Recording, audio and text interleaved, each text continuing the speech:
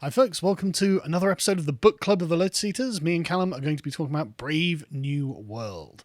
We've been building up to this for quite some time, so this is going to take a while probably, so settle in, get a cup of tea. We're going to get started because why waste any time? So we're going to go through the basic structure of the story first, and then we're going to tie it all in with the Thick Concepts and Ethical Knowledge podcast that we did in advance to show you how this all comes together. So let's begin at chapter 1 then. Okay, so I've made some brief notes just for anyone following. We're not going to go too in depth into each chapter, but just the highlights of it, let's say. Yeah. So the first chapter is them starting in the hatcheries. So the director of hatcheries is leading a group of students around, showing them all the conditioning and embryos and how they make them into different categories. How they decant babies out of these bottles, and they're completely divorced from anything that might be considered a kind of natural existence. Yeah, and they make absolutely scores of these things at once, so they're making them en masse. And then they give them different classes. So you can be an alpha, you can be a beta, a delta, a gamma, and so on and so forth. And these different classes get different treatment. So the alphas are the prime, perfect being that's not messed with and in fact has tried to enhance it. And then so on and so forth, it gets progressively worse until you're right at the bottom, and then it's, what is it, like the gammas are the absolute the idiots. epsilon minus semi-morons. Yeah, so people who are practically good for cleaning the floor and not really much else. Yeah. And it's not their fault, they're conditioned and built genetically that way. They're bred to be that way, they're created to be that way. They put like alcohol solution in the serum or whatever that retards their growth and keeps them in a state of idiocy, and they're designed for it.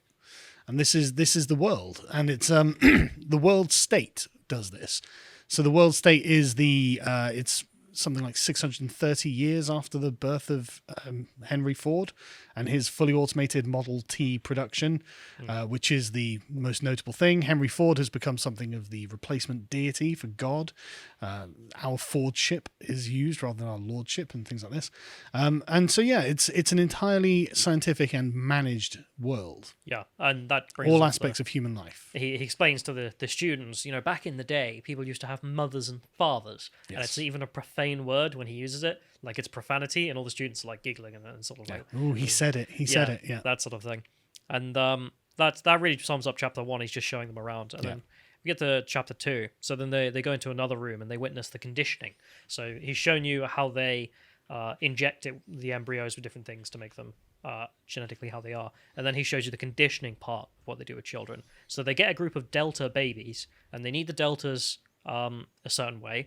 So they show them a bunch of books and flowers, and then the deltas babies quite interested, so they crawl over and try and get to the books and the flowers, and then they crawl over a metallic strip, and then they electric shock the metallic strip in which all the babies are on, and all the babies are screaming and crying in pain because they're being electrocuted.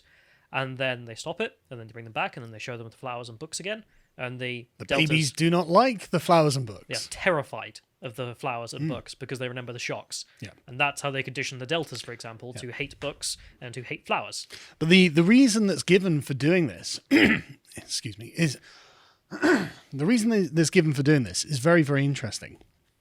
Because it's not that there is anything inherently wrong with flowers or books. Well, there is something inherently wrong with books, but we'll explain that in a bit. But there's nothing inherently wrong with flowers. What they want is to be able to condition the deltas to wish to go to the countryside, but not enjoy the countryside itself, because there's no industrial capacity or use in the flowers in the countryside itself. What they want them to do is go to the countryside and engage in sports that require some kind of mechanical creations to engage in.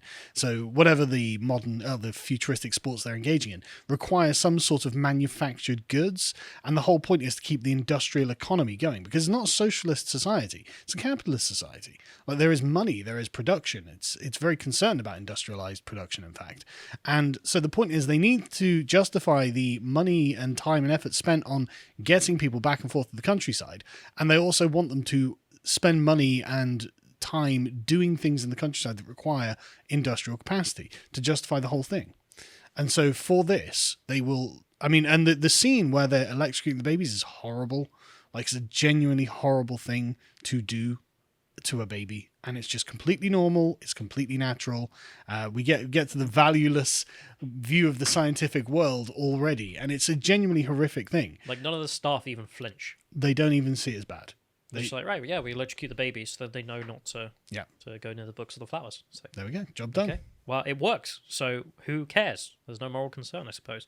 So then they go into another room and they show them that children are also conditioned in their sleep. So it's not just that we will, while they're awake, electrocute them or do all sorts of things. When they are asleep, they get different lessons, and they walk in and they say, "Oh, we've just gone on to class consciousness lessons." Yeah, And the lessons are called hypnopedia, and it's not really lessons. It's not about learning knowledge. Like the example given is the Nile is the longest river in Africa and the second longest in the world. And the child, after hearing this hypnopedically in their sleep, can recite this information, but they don't know it, right? And so what it is about conditioning for moral.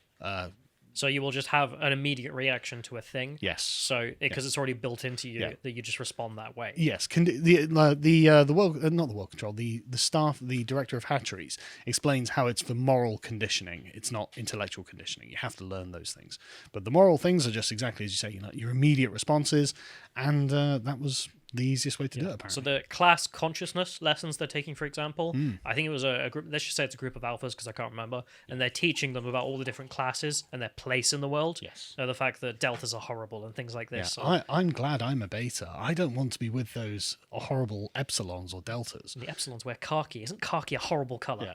And each class is conditioned to view the other classes as something different to themselves and something they don't desire to be.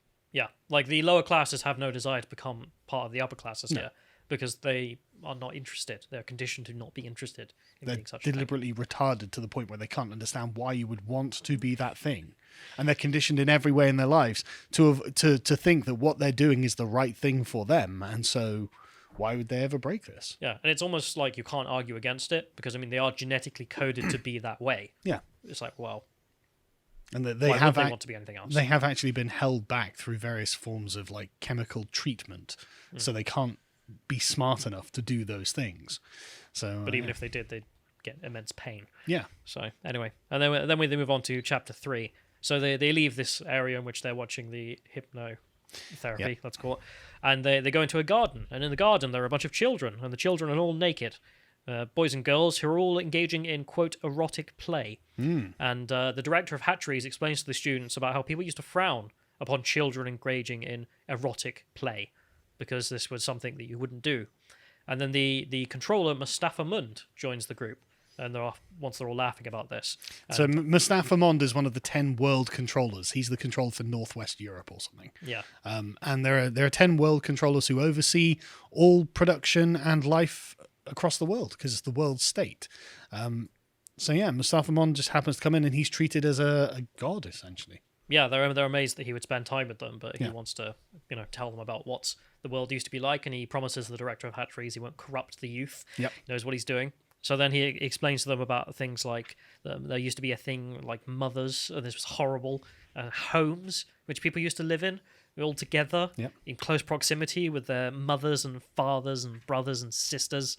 There wasn't just these things. There were husbands, wives, lovers. There were also such things as monogamy and romance. Everywhere exclusiveness is what he says. So the fact that all of these things are exclusive.